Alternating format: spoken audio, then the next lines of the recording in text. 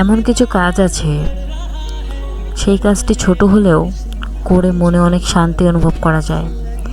তেমনই একটা গল্প আপনাদের সাথে আমি শেয়ার করতে যাচ্ছি, যা আমার নিজের সাথে ঘটে গেছে। একদিন বাবা মায়ের সাথে আমি রংপুরে গিয়েছিলাম একটা কাজে। তো হঠাৎই আমার অনেক পানির পিপাসা লেগে গেল।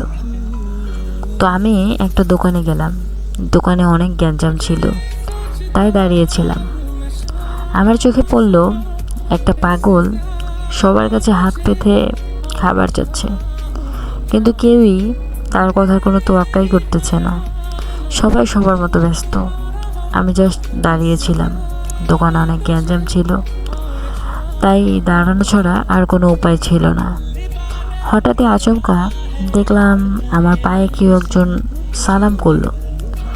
আমি তো অবাক, এই ব্যস্ত কোলাহল শহরে কে পায়ে সালাম করলো? তাকিয়ে দেখি সেই পাগলটা। সালাম করেই সে আবার এক জায়গায় গিয়ে দাঁড়িয়ে থাকলো। আমি কিছুটা অবাক হয়ে তাকিয়ে থাকলাম তার দিকে। তারপরে দোকানে গ্যাঞ্জাম একটু কমলো। আমার মনে হলো আমাকে হয়তো তাকে কিছু দেওয়া উচিত। আমি তাকে একটু রুটি আর পানি কিনে দিলাম।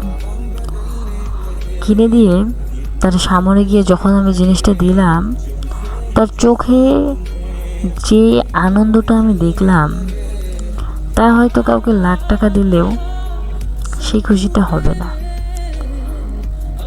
তাই আমাদের মনে হয় উচিত সমাজের এই পাগল শ্রেণীর লোকদেরকে একটু সাহায্য করা, কারণ তারা শিশুর মতোই অবুঝ।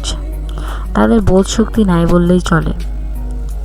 তাই আমাদের উচিত সবাই সবার পাশে থাকা, তাহলে দেশ জাতি সব কিছুই সুন্দর হবে।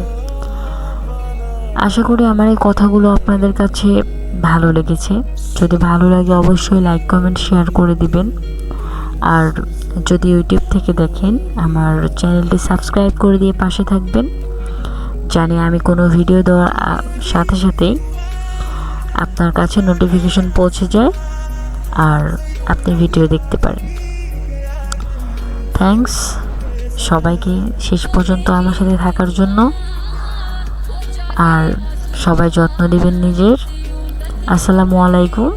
Take care everyone.